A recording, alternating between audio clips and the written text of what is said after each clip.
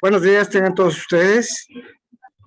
Ya tarde son. El día de hoy vamos a presentar un tema muy interesante que va a ser a cargo de la doctora Valeria Barrón, quien es la jefa del Departamento de Medicina Genómica del Hospital General de México y además maestra en ciencias. Y ella es una experta en el manejo del estudio del COVID.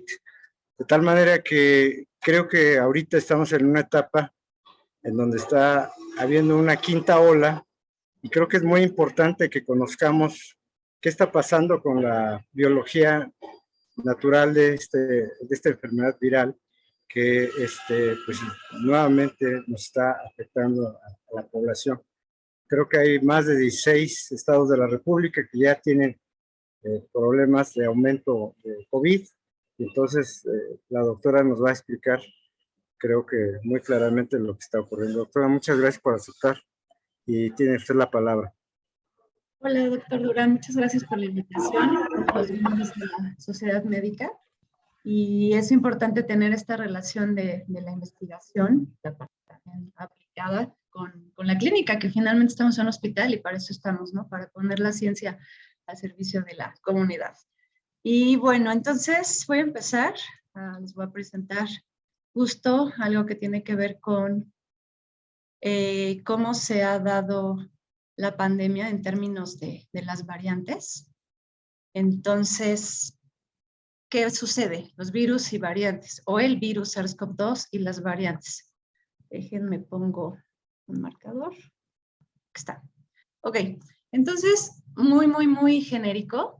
Esto sabemos que no es nuevo y hemos escuchado una gran cantidad de pláticas y de presentaciones a lo largo de esta pandemia y sabemos que el coronavirus no es algo nuevo.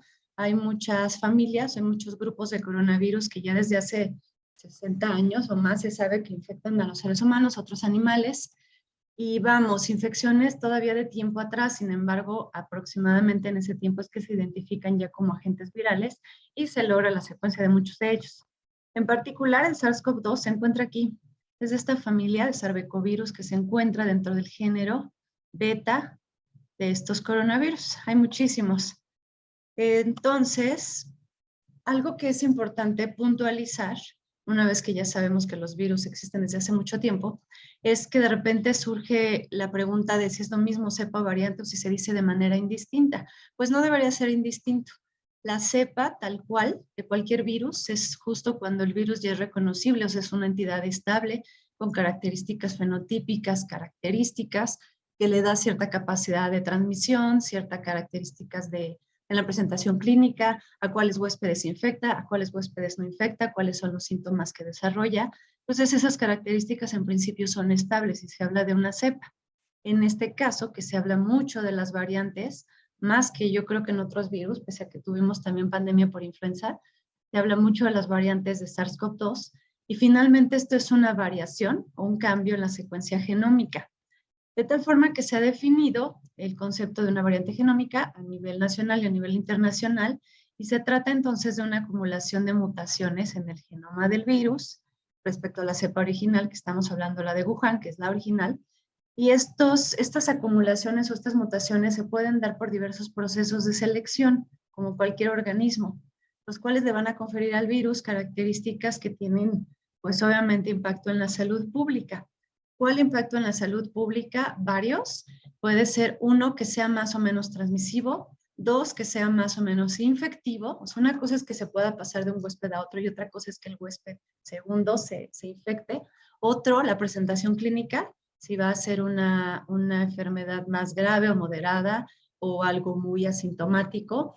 También tiene que ver con la evasión de la respuesta inmunológica generada por la infección propia, es decir, si una persona ya se infectó y qué probabilidad hay de que se vuelva a infectar con otra variante, y también la respuesta mediada por las vacunas. Entonces, por supuesto que las variantes tienen impacto en muchas cuestiones ya en la parte social pública.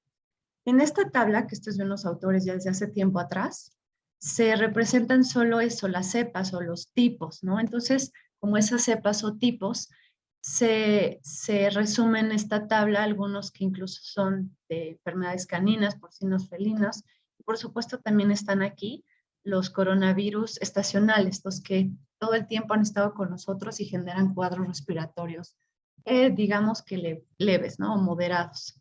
Y de los más sonados por el tipo de enfermedad que generaron desde la parte epidemiológica y clínica, pues son los primos del SARS-CoV-2, que es el MERS-CoV-2, el SARS, y si ven aquí nada más a mera comparación sencilla, los casos que se han tenido con cada uno de estos tipos virales, el número de defunciones al día de hoy, SARS-CoV-2 son más de 530 millones de casos, con más de 6 millones de defunciones. Sin embargo, la tasa de mortalidad pues no es la más crítica.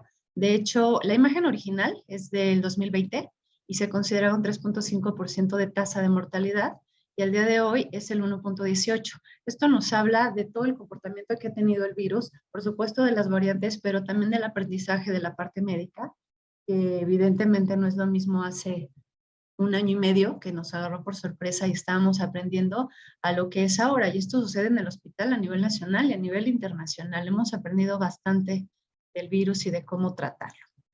Entonces, eso es un tipo. Y las variantes, pues son, como ya les comentaba, las variaciones que se encuentran a nivel genético que van a generar, sí, algunos cambios. ¿Y por qué suceden de alguna manera muy simplista estos cambios? Tenemos a la población.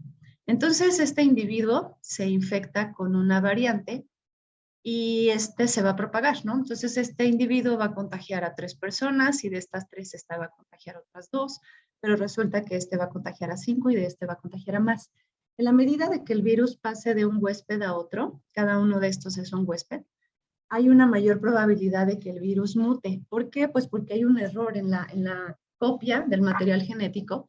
Entonces, en esas copias, imagínense copiar una página o un libro de 500 letras a cambiar o copiar un libro de 3.500 letras y que además no nada más una copia, sino que hay que hacer 10.000 copias. Entonces, la probabilidad de error crece. Mientras más transmisivo sea, la probabilidad de mutación puede ir incrementando. Y entonces esas mutaciones que suceden de manera natural, no nada más en SARS-CoV-2, sino en cualquier virus o en cualquier incluso bacteria u otro organismo, pues va a generar cambios. Entonces, lo que es una secuencia original, de repente cambia la posición, o sea, cambia una letra en una posición determinada, y entonces hay que evaluar si esa posición determinada o ese cambio va a generar cambios a nivel lo que comentábamos, ¿no? De la salud, a nivel de la cuestión clínica, de la respuesta inmunológica, de la evasión, o si solamente es una mutación que ni siquiera genera, o sea, no pasa de generación en generación. Entonces también aquí, ojo, no es lo mismo mutantes, que podemos tener muchos mutantes, pero no generan una variante, y entonces sí podemos tener un grupo de mutaciones en conjunto, y si éstas se perpetúan, pues ya nos genera una variante, que son las que conocemos al día de hoy. Entonces la OMS ha definido varios términos interesantes que seguramente ya los han escuchado, que son las variantes de interés, las siglas en inglés VOI, variante de preocupación VOC y variante bajo monitoreo BOOM. ¿Qué quiere decir esto? Que puede ser una variante que surja en alguna provincia o en algún país y entonces se mantiene con un constante monitoreo para saber cómo va siendo la evolución de este virus. Y entonces puede ser también una variante de interés, porque de repente no nada más está en monitoreo, sino que empieza a haber notas, publicaciones en donde ya se menciona que puede tener una particularidad en cuanto a la transmisión o en cuanto a la gravedad de los casos. Entonces se mantiene como variante de interés y evidentemente ya es una variante de preocupación cuando ya se consolida que sí tiene efectos en la salud pública y que además está siendo dispersa alrededor del mundo. Si ustedes recuerdan, muy al inicio se manejaba la variante de tal sitio geográfico, ¿no? O sea, la variante inglesa, la variante brasileña, la variante africana.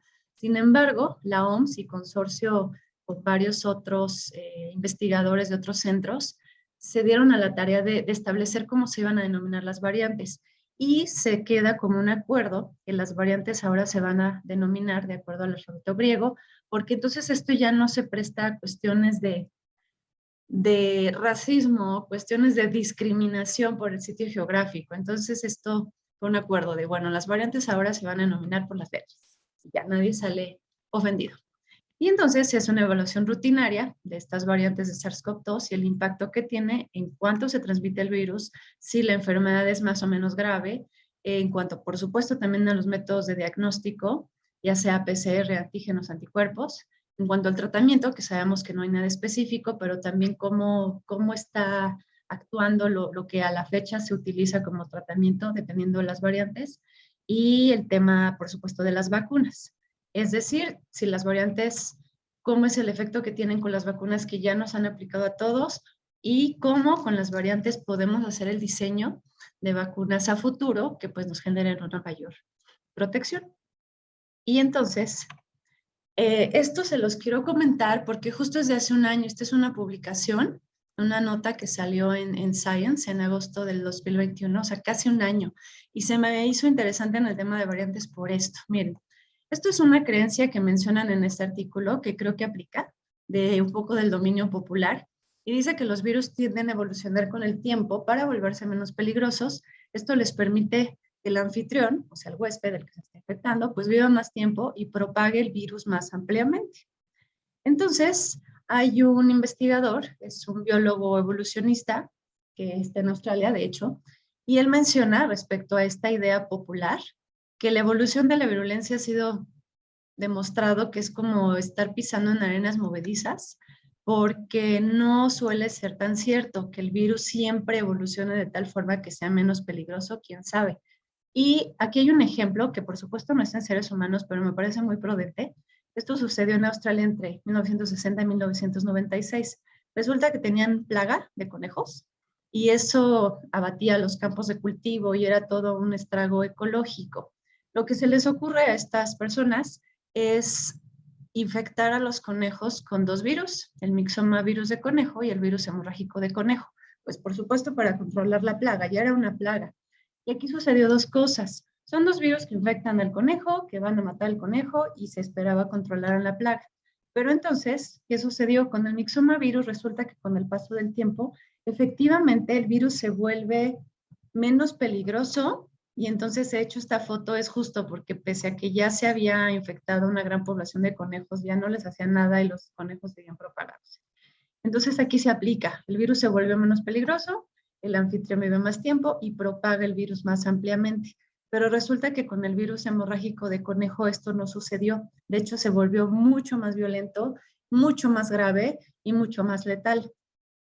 Entonces, ¿cuál es la moraleja de la historia? Además, bueno, el virus aquí hemorrágico de conejo evolucionó de tal forma que además de la propagación de conejo a conejo, o sea, de huésped a huésped, también empezó a surgir un vector. Entonces ya el virus se propagaba por las moscas.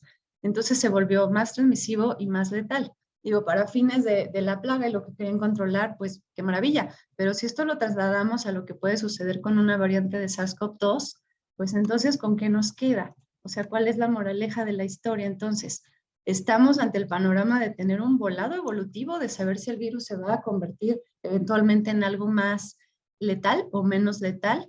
Entonces, no podríamos apostarle a una o a otra cosa. Tendríamos que estar preparados para ambos panoramas.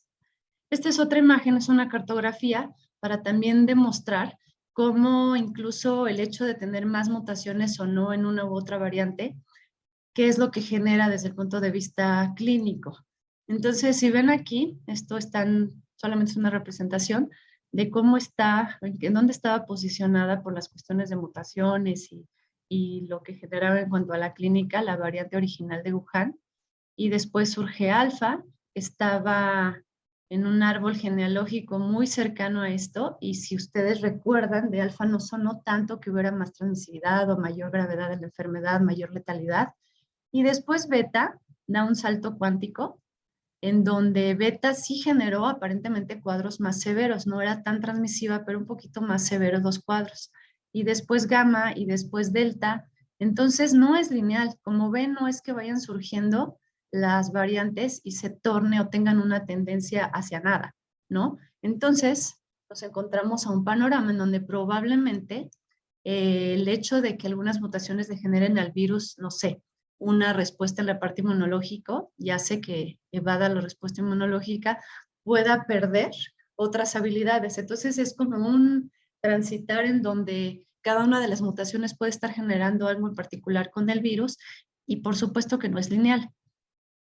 Entonces, hay otro investigador, también virólogo evolucionista, que él comenta que el virus aún tiene posibilidad, esto de comenta es en agosto del 2021, cuando salió esta publicación, y él dijo, el virus aún tiene posibilidad de desarrollar una mayor transmisibilidad. El límite conocido es el sarampión, que es de los mucho más transmisivos, y mencionaba que es aproximadamente 3 veces más transmisible de lo que tenemos ahora con Delta. En esta publicación solamente íbamos en Delta.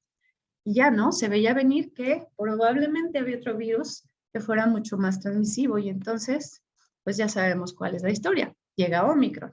¿Qué sucede con Omicron? ¿Es verdad que es más transmisivo o no? Pues sí, y para esto hay un indicador que se llama RO o R0, y esta tasa nos indica cuántas personas o cuántos huéspedes se pueden contagiar a partir de una persona que está enferma, que ya posee el virus. Por ejemplo, en hepatitis, de una persona infectada puede infectar a 2, más o menos lo mismo con ébola, y nos vamos hacia este lado en donde tenemos VIH, SARS, o sea, el SARS-1, tenemos paperas, que también es bastante infectivo, esa tasa R0 es de aproximadamente 10 personas que se pueden infectar por una enferma, y el sarampión, que es lo que mencionaba este investigador, que ese era como nuestro peor panorama, o es lo que se sabe de un virus muy contagioso, que puede contagiar hasta 18 personas por una que está enferma. Entonces, ahora nos vamos al panorama de SARS-CoV-2 y vemos que la cepa original de SARS-CoV-2, la de Wuhan, el R0 era de 2.5, o sea, 2.5 personas por persona enferma. Más o menos ocurría lo mismo con influenza, 2 a 3 personas por cada uno enfermo. Y después con Delta, que llama mucho la atención porque después de Alfa y otras más variantes que fueron variantes de interés o variantes bajo monitoreo, surge Delta, y la capacidad que tiene esta, su R0, es de 6.5 a 8 personas. Entonces era prácticamente 3 veces o 4 veces más transmisiva que lo que fue la variante original. Y como bien dijo el investigador en agosto del 2021, llega Omicron, en donde ya se aproxima mucho a lo que sucede con sarampión. Estamos hablando de un R0 de 8 a 15, o sea, 8 a 15 personas que se pueden infectar por una que esté enferma. Y no sabemos qué suceda, no sabemos si se quede aquí o no sabemos si vaya todavía a surgir algo más. Y bueno, el tema con Delta y Omicron, que es evidente que la tasa de transmisión es mucho más elevada, es, yéndonos a la parte molecular, es qué sucede, cuáles son los cambios que se han registrado, y este es una representación de la proteína de la espícula, de la proteína S, que ya todo el mundo conoce, que es la que se va a pegar al receptor AC2. Entonces, estos son los cambios, estas son las mutaciones que se registraron en su momento en Delta, y estas son las mutaciones que se registraron en Omicron. Son más de 30 cambios. Cada una de estas nos está indicando el aminoácido que está cambiando y la posición. Y por ejemplo, acá tenemos un símbolo de triangulito, el delta. Quiere decir que hay una deleción en 6970, o sea, ese aminoácido, adiós. Entonces son muchísimos los cambios. No necesariamente el hecho de tener más cambios implique que se vuelva más grave o más letal o más nada. Simplemente son cambios. Y también cabe aclarar que varios de estos cambios en aminoácidos, incluso de lesiones, se han propagado por muchas variantes, o sea, no son exclusivas de Omicron. Por ejemplo, aquí está la D614G, que esta fue una de las primeras mutaciones que se detectó, y de repente llegamos a un panorama en donde todas las mutaciones o todos los aislados de virus tenían ya esta mutación, y continuamos, o sea, Omicron sigue teniendo esta mutación. ¿Qué querrá decir esto? Que hay mutaciones que sí se perpetúan porque le dan alguna ventaja evolutiva o selectiva al virus, a la variante, y hay otras tantas mutaciones que no se perpetúan, simplemente pues ocurren como un fenómeno natural en el genoma viral. Y esto ya es de este año, de hace apenas un par de meses, y esta también es una publicación de Nature o un resumen que hace Nature respecto a cómo está el tema de la comparación Omicron y Delta. Y ellos dicen que con estas 3 gráficas podemos tener una comparativa, un panorama global de Omicron versus Delta. Uno es comparando acá, las personas infectadas con la variante Omicron, cómo pueden transmitir a los contactos cercanos. Lo dividen en 2 grupos, que uno sería los contactos en el hogar y los contactos no en el hogar. Aquí lo diferencian considerando eso, o sea, el contacto estrecho que podemos tener en casa con familia, en donde lo más probable es que ya no estemos utilizando el cubrebocas, en donde pasamos mucho tiempo, pero yo me atrevería a pensar, incluso aquí en el hospital, en donde muchos de nosotros pasamos mucho tiempo y qué tanto se usa o no el cubrebocas, no sé, en la oficina, en el consultorio, con los pacientes. Y eso de contactos de casa, yo lo podría extrapolar un poco a aquellos contactos muy cercanos, en casa o en donde sea, en el trabajo. Y los más lejanos, ¿no? O sea, como que encuentros casuales de ir al restaurante o de estar en el transporte público, de salir. Entonces, como ven aquí en estas dos gráficas, es muy probable o es mucho más probable, es 16% más posible el contacto por Omicron cuando son contactos cercanos, estrechos o en el hogar, versus Delta, que es un 11%. Entonces, con Omicron se ve cómo incrementa la tasa de contagio, esa probabilidad de contagio a lo mejor en un 30%. Por supuesto que cuando no es en casa, pues aquí hay un 50% de que sea el contagio por Omicron versus Delta. Pero con las dos variantes es en definitiva más probable una transmisión con Omicron. En esta otra gráfica que representan el efecto de la vacuna, aquí están hablando en particular de 3 dosis de vacunación. ¿Por qué? Pues porque el estudio lo hicieron en una población en donde súper seguro que tenían 3 dosis de vacunación. Entonces, con estas 3 dosis de vacunación, ¿cómo es la posibilidad de contraer Omicron? O sea, yo tengo 3 dosis de vacuna, ¿qué me puede pasar? ¿Me puedo contagiar con Omicron o con Delta? Pues sí, la probabilidad de que sea un contagio por Omicron va aproximadamente el 16-17% y de Delta como en un 7%. Entonces, aún con 3 dosis de vacuna, sí me puedo contagiar con Omicron. No vamos a entrar en crisis, pero bueno, es probable, lo sabemos. Y en cuanto al bloqueo de la transmisión, quiere decir que aquí dividen en dos, vacunados y no vacunados. Igualmente, alguien que ha recibido 3 dosis de vacuna, ¿qué posibilidades tiene de propagar ya sea la variante Omicron o la variante Delta? Claramente que si las personas no están vacunadas, o sea, las personas alrededor de mí, que yo me vacuné con 3 dosis, no están vacunadas, tienen una probabilidad, por supuesto, de contagio. Perdón, aquí, no vacunadas. Mucho más alto que cuando están vacunadas. Pero aún así incrementa más la probabilidad de que yo contagie a alguien que no está vacunado, aunque yo sí, de un 16% con Omicron y un 11-12% con Delta. Y cuando las personas alrededor están vacunadas, y yo también estoy vacunado, aún así esa transmisión es mucho mayor en Omicron, en un 12% versus un 6% en Delta.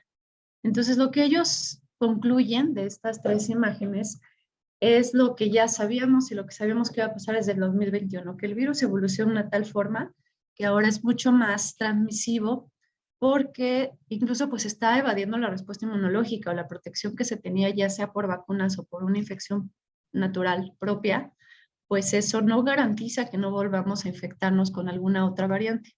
Y si bien sabemos que Omicron ha generado cuadros menos letales, incluso ahorita ya está muy como normalizado, que a mi gusto no está tan bien, de, pues es una gripa común. Bueno, ¿qué tan común es esa gripa? Sabemos que hay, o bueno, también hay muchos reportes de la infección multisistémica inflamatoria en niños, y no sabemos qué suceda con Omicron y tampoco sabemos qué pueda suceder a mediano o a largo plazo.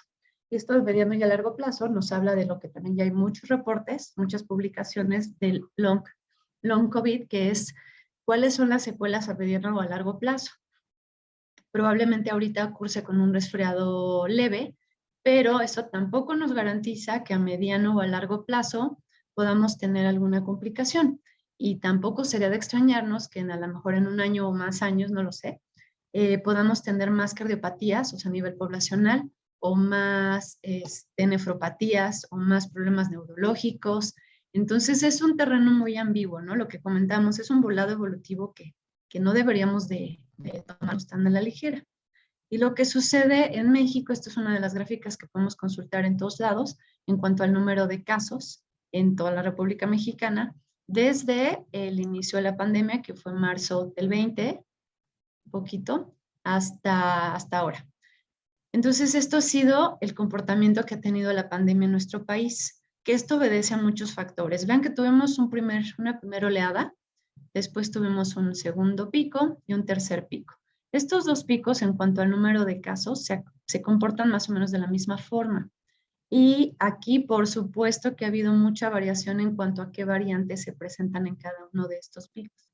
Por acá, que ahorita les cuento, tuvimos más presencia de Delta.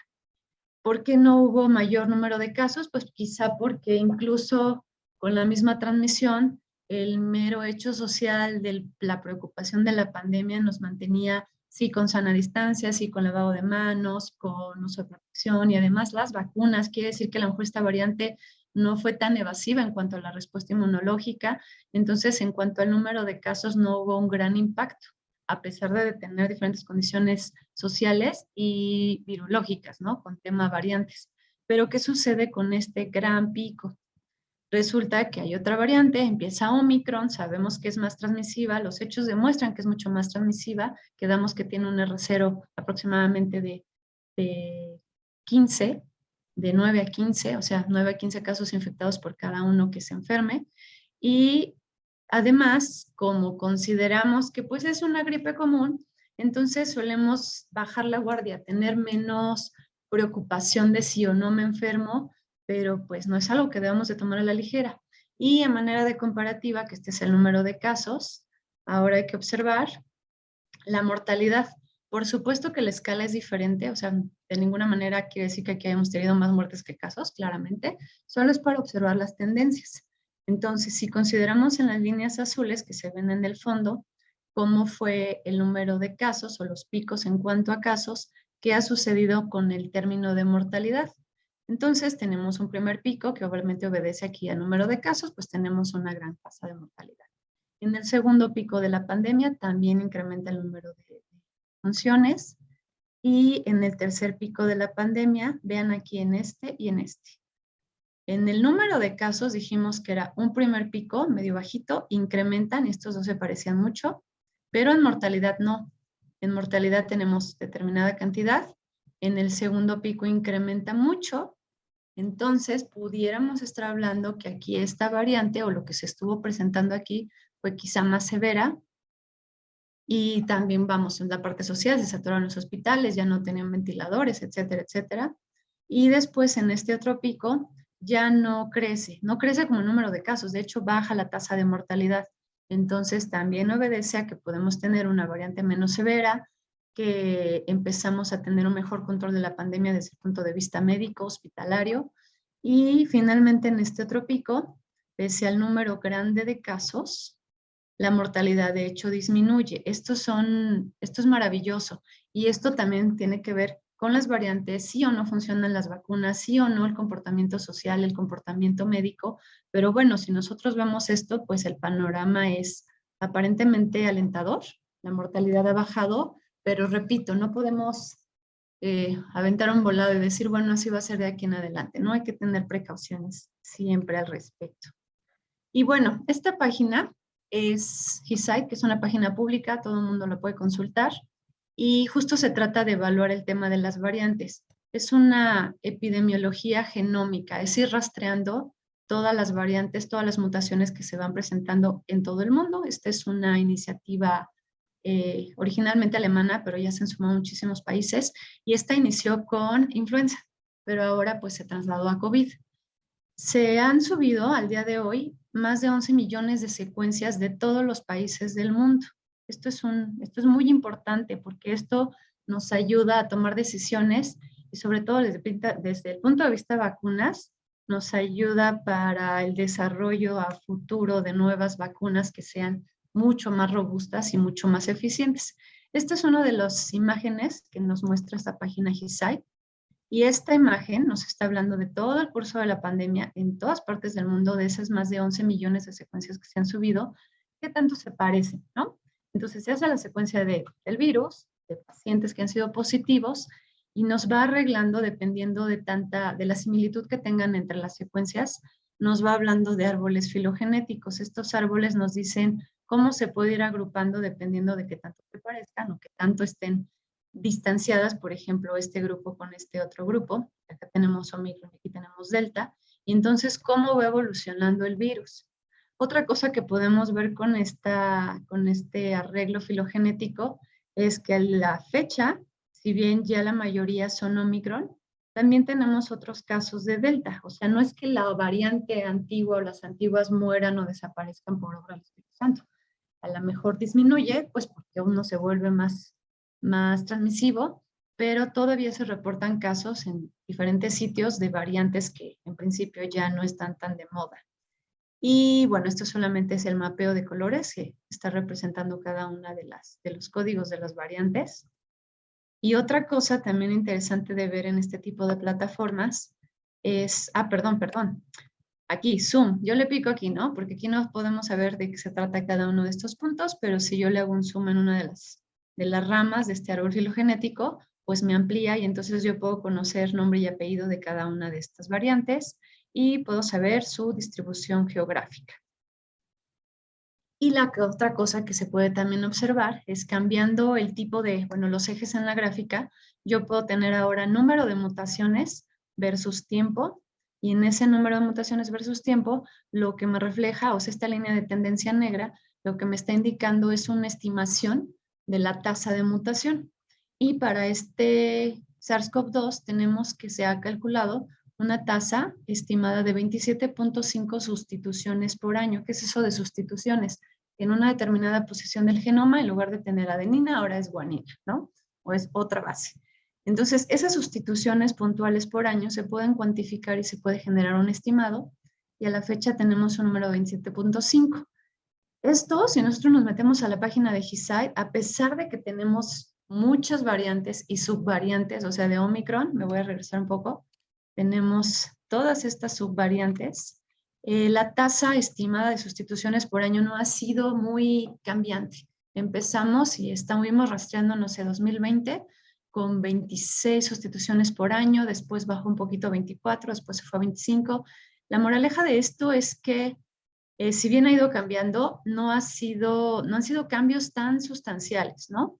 No ha sido tan dramático este cambio. Entonces, esto también se puede evaluar y esto, pues, a fin de ser tipo Nostradamus, como el investigador de 2021 que dijo que iba a ser más transmisiva y que era lo que iba a pasar, pues este tipo de análisis es lo que nos permite, que no es nada mágico. Podemos hacer predicciones con base a hechos científicos de cómo es que va a evolucionar el virus y cómo es que nos podría pintar el panorama desde el punto de vista clínico. Y bueno, también aquí en el hospital le apostamos muy al inicio, por esa asociación que pudiéramos tener entre las mutaciones y las características clínicas de los pacientes en el hospital. Y finalmente es eso, tener la secuencia original, tener la secuencia de nuestros pacientes, hacer comparaciones entre estas secuencias, que es el objetivo, y determinar qué mutaciones están asociadas a algún patrón clínico, a la gravedad, por ejemplo. Entonces, la hipótesis es que justo vamos a identificar mutaciones que estén asociadas a presentación clínica o severa o moderada o grave. Y entonces, afortunadamente, y lo cuento con mucho orgullo y ganas, pues además de toda la parte de diagnóstico, este es uno de los proyectos que tiene que ver con las variantes y por eso se los presento. Y hemos también aportado con un granito de arena a esta plataforma GISAID para pues tener, mientras más conocimiento se tenga de todo esto a nivel mundial, pues es favorecedor para todos. Y contándoles un poquito de qué se trata ese proyecto, pues aquí está el genoma, la representación del genoma de SARS-CoV-2, que consta aproximadamente de 30,000 nucleótidos, o sea, 30,000 letras en el genoma. Nosotros nos fuimos por la secuenciación en particular de la proteína S, pues porque es el que tiene el contacto con AC2 y la hipótesis es que ese, si tiene más o menos mutaciones, sí tenga una incidencia directa en la presentación clínica. Aún secuenciando solo ese gen, que es este en amarillo, también es grande, son 3,823 pares de bases, bueno, grande comparado con qué?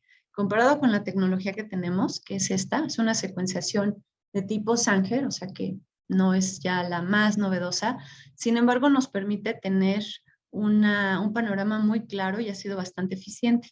¿Qué hacemos con eso? Los pacientes positivos tenemos el aislado, ese aislado del virus, nosotros amplificamos de manera particular el gen S completo, que es esta es la escalerita de los tamaños de peso molecular, diferentes muestras, tenemos aquí el gen S de diferentes, bueno, de muchos pacientes, y finalmente con esta tecnología Sanger no podríamos secuenciar todo. Entonces la estrategia que seguimos fue hacer fragmentos en la reacción de secuencia. Quiere decir, yo voy a terminar las letras o la secuencia genética de este pedazo y después de y etcétera, etcétera. Entonces nosotros tenemos 7 reacciones independientes que con análisis de datos podemos hacer el panorama completo y tener todo el gen S, o sea, los 3,823 pares de bases, y entonces estas secuencias de cada uno de nuestros pacientes, compararlos con la secuencia original y poder identificar las mutaciones. Entonces, este es el resumen del resumen, es muy chiquitito, pero aquí está representado algunas de las que hemos identificado. Hay algunas mutaciones que son muy frecuentes. ¿Por qué muy frecuentes? Esto lo comparamos, como les comentaba, mandamos a esta plataforma internacional GISAID y podemos saber nuestra mutación que tanto ha estado representada a nivel mundial. Y tenemos una muy frecuente, 96.35% de frecuencia, que es la D614G. ¿Y se acuerdan cuando estaba la representación de la proteína Delta S y de Omicron S? Les comentaba, aquí está la D614G que ha prevalecido, pues aquí claramente, ¿no? Y también hemos identificado algunas otras mucho menos frecuentes, como esta, 0.07% de todo lo que hay en esas bases de datos internacionales. Y la otra es que con estas mutaciones nosotros podemos identificar en dónde se encuentran en la proteína S. Entonces, por ejemplo, esta de 614G, podemos mapearla. Esta es una representación de S, un 3D visto por arriba. Y aquí está localizada esa mutación. Perdón. Y aquí es una vista como un zoom. Y aquí está localizada. Entonces, nos permite tener una idea de dónde están las mutaciones y finalmente tratar de dar una interpretación del por qué sí o no estaría asociada a la parte clínica, a lo mejor porque está en un sitio de anclaje con AC2 o en un sitio de regulación de ese anclaje, etcétera, etcétera. Y además de este abordaje, en algunas de las muestras también logramos, con secuenciación de nueva generación, que este es como wow de la secuenciación, hacer justo la secuencia del genoma completo. Con esta plataforma logramos secuenciar S, pero con esta secuenciación de nueva generación logramos en algunas muestras, aproximadamente 20, secuenciar todo el genoma, o sea, es decir, los 30,000 nucleótidos. Y en ese entonces, cuando hicimos estos ensayos, pues nuestra gran población caía en la variante Delta, que fue más o menos por julio, agosto del año pasado, si no me equivoco, y tuvimos una muestra ahí que era otra variante. Entonces, bueno, todo esto nos sirve para enriquecer el panorama epidemiológico genómico y a la toma de decisiones y saber qué variante está siendo más agresiva o más benévola desde el punto de vista clínico. Y bueno, con todo esto, que es muy molecular, a lo mejor algunos puntos, la moraleja es esto, o sea, la idea es esto. Finalmente, con más o menos variantes, con mutaciones que van a seguir surgiendo, por supuesto que lo van a hacer, pues las medidas deben de ser las mismas o tienen que seguir siendo las mismas que ya conocemos y que a lo mejor suenan de muy triviales o ya muy sonadas y muy que aburrido, pero sigue siendo importante el lavado de manos o la higiene, la sana distancia, el uso de la mascarilla y de manera adecuada, o sea, eso de manera adecuada es, me cubro nariz, boca y barbilla, no es cubre papadas ni cubre nada, es cubre nariz, boca, garganta. Y estas tres, en la medida que logremos esto y disminuir la transmisión, pues entonces también evitaremos la probabilidad de que el virus siga mutando y de que se generen nuevas variantes, con la mala suerte que en una de esas variantes pues sea todavía mucho más letal. Entonces esto es frenar la transmisión, es real, que eso ayuda desde el punto de vista evolutivo, que el virus también frene, que no tenga tanta oportunidad de mutar y que esas mutaciones, pues de alguna manera selectivas, pues sean quizá a nuestro favor y no nos genere una complicación mayor nuevamente, ¿no? De saturación de hospitales, de casos graves, de casos así súper fatídicos en donde el paciente se infectaba y a los pocos días desafortunadamente fallecía. Y bueno, entonces yo con esto termino y nuevamente voy a aprovechar el espacio para agradecer al equipo de Genómica, que son todos invaluables, desde la parte de limpieza, la parte administrativa, la parte de investigación, por supuesto la parte técnica, todos aportan en todo y trabajan de verdad 27 horas casi, parece que son 27 horas al día, pero bueno, trabajan 24 horas casi al día, 7 días de la semana, sábados, domingos, días feriados y lo que les sigue. Y yo no tengo nada más que agradecerles a todos ellos aquí con ustedes, porque su trabajo ha sido maravilloso. Y eso es todo. Muchísimas gracias. Dejo mi correo por si quieren alguna pregunta o algo por vía mail. Voy a quitar la presentación, doctor Durán. Listo. Si tienen alguna pregunta o algún comentario, pues aquí estamos.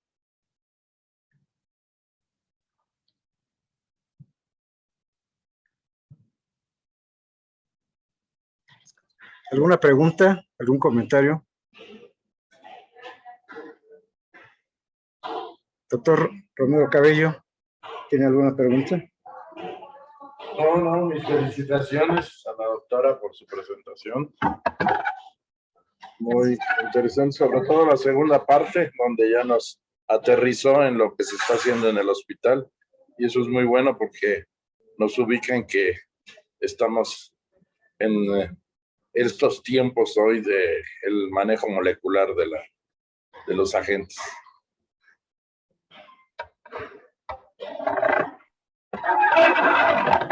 Gracias, doctor Romero Cabello. Muchos temas. En el chat nos dicen, excelente presentación, felicidades, saludos desde perinatología. Ha aumentado últimamente los contagios en las personas jóvenes. ¿Esto a qué se lo podemos atribuir, doctora Barrón? La verdad, yo creo que ahora hay menos restricciones, lo sabemos todos. Entonces, de repente los jóvenes que estuvieron tan contenidos y ya tenían ganas de salir corriendo y lo han hecho. Y además ya están abiertas las escuelas. Entonces, yo creo que más se debe a una parte social a que sea Omicron preferentemente infectiva en jóvenes. Yo creo que es más por la cuestión social. Y además por las vacunas, ¿no? Finalmente, en cómo se estuvo vacunando a la población, al final quedaron justo los más jóvenes, incluso muchos que no se han vacunado aún. Entonces yo creo que es más por eso que por una variante de jóvenes. Muchas gracias, doctora. Al doctor Sierra.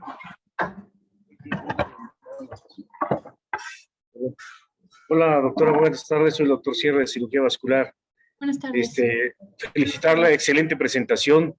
Creo que nos mostró cosas que no teníamos idea que se estaban haciendo en el hospital. La felicito y la convino a seguir adelante. En cuanto a las variantes, ¿cree que sigan creciendo nuevas variantes o con esta última que acabamos de presentar, esta sea la definitiva? Yo creo que no es la definitiva, porque les digo, y menos, dado que Omicron se transmite tanto, es muy contagiosa, pues eso da al virus oportunidad de seguir mutando y quizás se establezca otra. Incluso de Omicron ya hay muchas subvariantes, solo que desde el punto de vista filogenético, pues todavía no han sido las suficientes como ya denominar que es otra variante, pero no sería de extrañarnos que todavía cambie más. ¿Cuánto tiempo? ¿Quién sabe? Depende de, como esto es muy selectivo y tiene que ver con toda la parte social y vacunas, pues sería muy aventurado decir cuántas más vamos a tener o si van a ser más o menos graves. Muchas gracias, doctora. Bien, ¿algún otro comentario o pregunta de los asistentes? Si no es así, muchas gracias, doctora, por su excelente presentación y los invito para que la próxima semana, el próximo jueves, estén con nosotros en la plática que se va a dar de correlación citohistológica y colposcópica por el doctor Bruno Muñoz. Los invitamos porque es una presentación en donde participan varios servicios y creo que esa es una de las cuestiones que han sido relevantes para el mejor trabajo en conjunto interdisciplinario para la buena atención de nuestros pacientes. Muchas gracias, nos vemos la próxima semana. Gracias, doctor. Gracias a todos, hasta luego.